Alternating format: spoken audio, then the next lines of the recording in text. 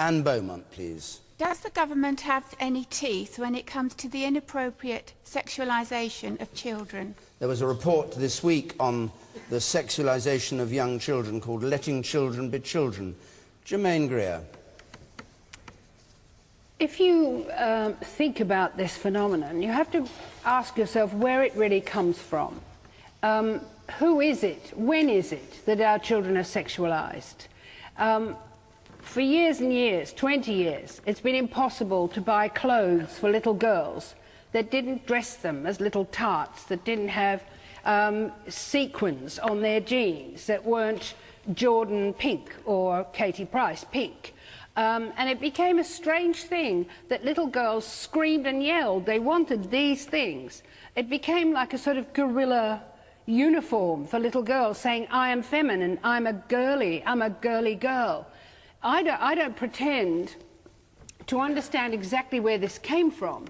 I would even entertain the possibility that they were reacting against a particular kind of feminism that said you've got to be, you know, boyish and tough and not be coy and manipulative and so on. It was extremely depressing for an old feminist like me to watch this phenomenon. But it just grew, and the more mothers said, I will not buy you your 25th Barbie doll, the more screaming and yelling there was until the 25th Barbie doll was got. So there's always been this sinister culture that has gone along, and it's always been sexual. The Barbie doll herself is a fetish. She is descended from a sex toy. Little girls learn to flirt with their fathers, you know, kiss daddy goodnight and all this sort of business. And you wonder whether what's happening in marketing is a response to this, or whether it's actually causing it. And in fact, by now, it's become biofeedback. One feeds the other. All you can pray for is that it will run out of steam, that the kids themselves will suddenly think, that's so naff, it's so last year, it's so disgusting, that they just won't do it anymore. So the government can't do anything about it, and this report to the Mothers' Union can't do anything about it? If the government decides to censor what is available, if they decide that certain things are not for little girls, they will actually give them added value. They'll make them more glamorous. So you'd rather they did nothing? Magazines for 12-year-olds are read by 8-year-olds precisely because they're for 12-year-olds. Kids want desperately to grow up. We have to come up with something more substantial. We have to give them an idea of self-worth which goes beyond being flirtatious, goes beyond having the right size bosom age 12, which allows you to actually have a little bit of fat on your thighs, allows you not to be a dreadful imitation of a Barbie doll. But it's not to be done top down. You don't like top down with the health service. This is mental health service. It's got to come spontaneously from these little people themselves. Excellent.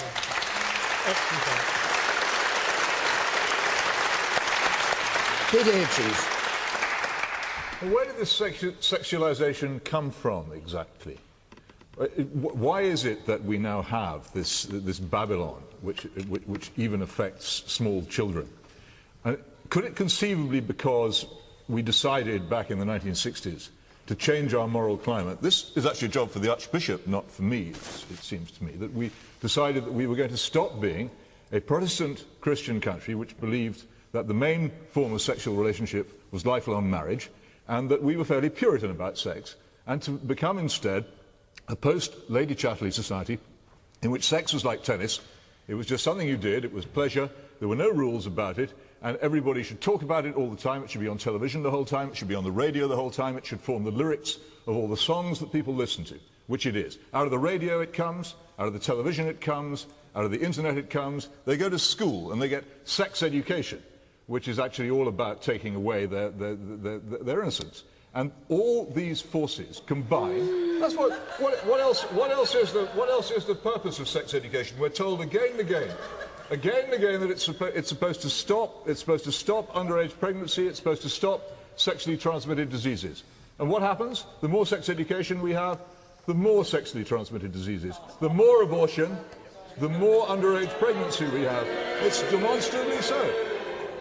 So, okay, you're in favour of the sexualisation of children, then we've got that straight. And indeed you are. Our culture is. And so to stand here after 50 years of this and say, oh, let's have a law against selling padded bras to small children, seems to me to be on the level of futile gesture. Okay. And the newspapers, of course, play their part. I noticed the Mail was described by Ofcom as showing significantly more graphic and close-up material than was on television when there were complaints about Rihanna being on X Factor. Yeah, well, that was just Ofcom trying to get out of a fix that they were in by blaming somebody else. Yes, they'd let something through which they shouldn't have let through. And they say they blamed the Mail. That's what a lot of people do. It's what the Speaker of the House of Commons does. It makes them happy saying that. So the Speaker of the House of Commons describes as a sexist, racist, bigoted comic cartoon strip, your group of newspapers.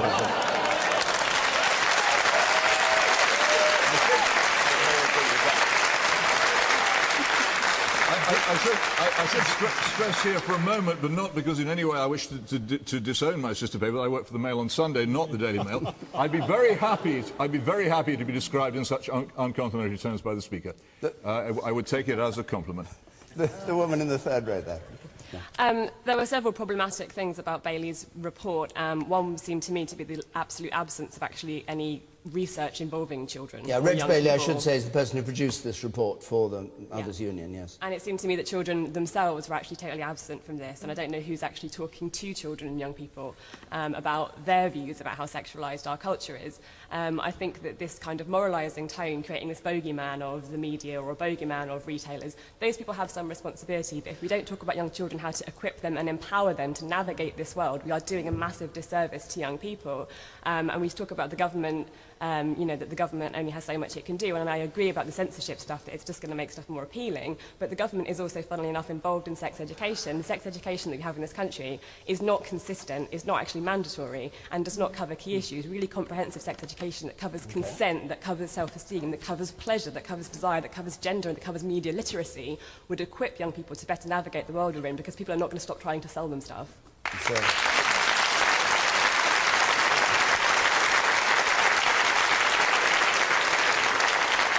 Of course, this report to the government, which the Prime Minister accepted, had 14 recommendations. The man in the back there in the striped shirt, you say. I think that Mr Hitchen's suggestion that if we don't buy into his historically inaccurate and rose-tinted view of pre-60s sexual morality, we therefore support the exploitation of children, that's a false dichotomy, and it doesn't help us get anywhere with resolving the issue. All right. And yes, you sir. I'd just like to take exception to what Jermaine Greer said about dressing your children as tarts. I've got 2 young girls, now teenagers. Now, my daughters have never been dressed as tarts. And also the coy kissing of daddy before they go to bed. Surely they give me a kiss because they love me.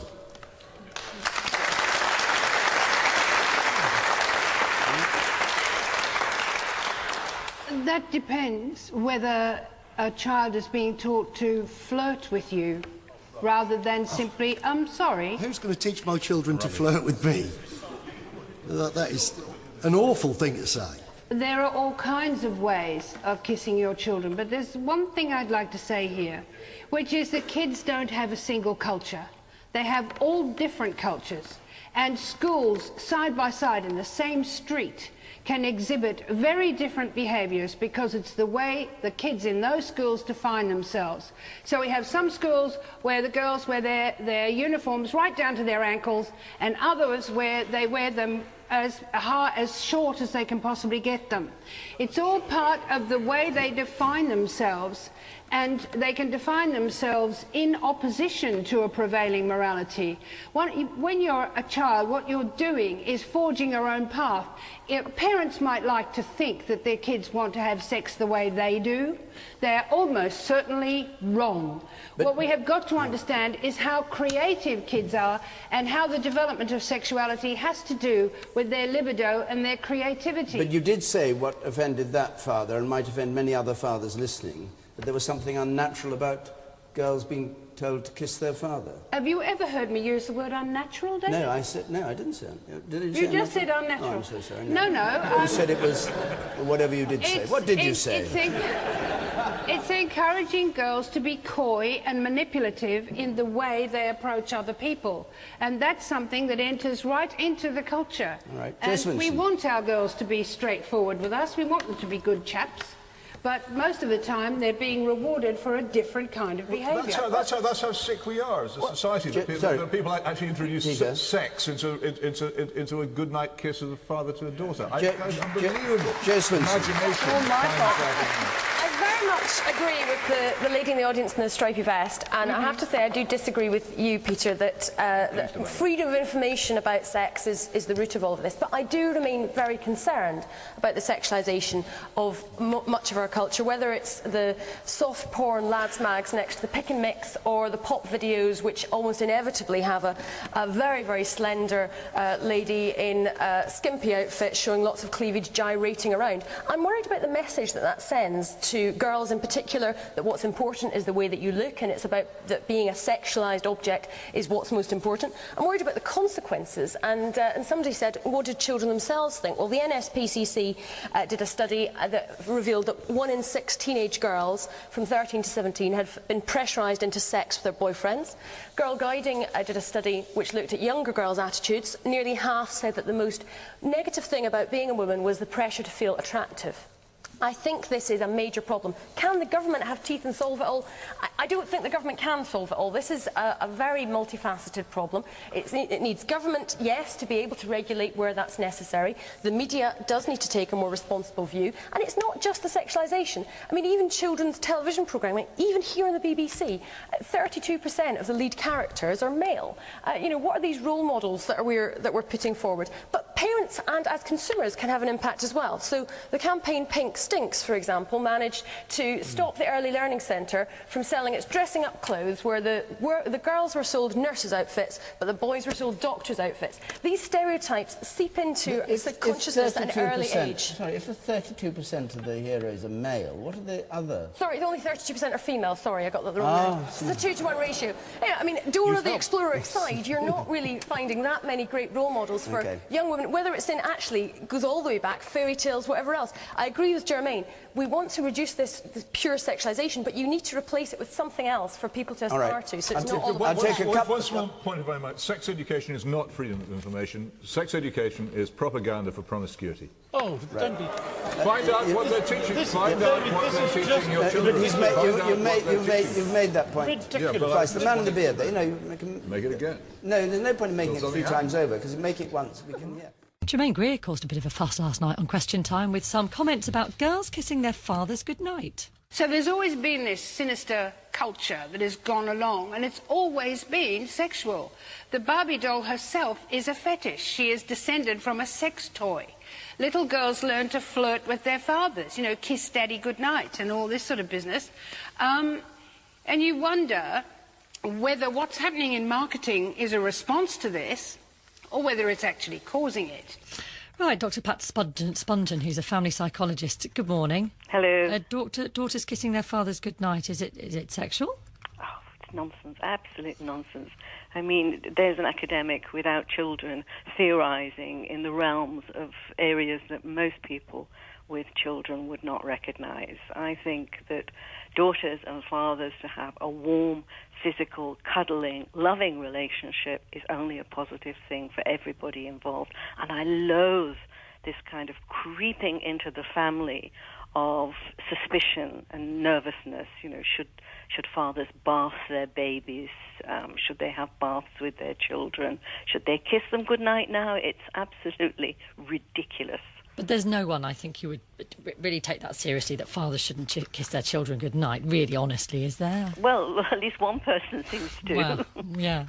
I mean, is there something at all... Imagine if you took that to its logical conclusion and we instigated this sort of cold, loveless world of, Victorianism. You know? Absolutely. You know, fathers shaking hands with their sons as they come back from war. This kind of coldness and distance. Now, we've come a long way from that, and a good thing too, and to have it now sort of misinterpreted, I just think is I'm surprised at Jimmy, and I've got a lot of time for her. She says some really interesting stuff. Well, she's done it again in a way, hasn't she? I mean, she knows how to stir it up. But is there anything at all in the fact that young girls do learn to flirt in the broadest sense of the term with men, with older men, with friends, family, so on? Is there anything in that? You know, it's what adults see in the way that the child behaves. It's not actually the way that the child themselves interpret it. You know, a 3-year-old, a 5-year-old, a 7-year-old is behaving in a spontaneous, warm, loving way. If an adult looks at it and says it's flirting, then I think that's in the eye of the beholder. Thank you very much indeed. Dr. Pat Spungen, family psychologist. I'm sure you kiss your girls goodnight. Nikki, I'm sure you don't kiss Pancake goodnight, though.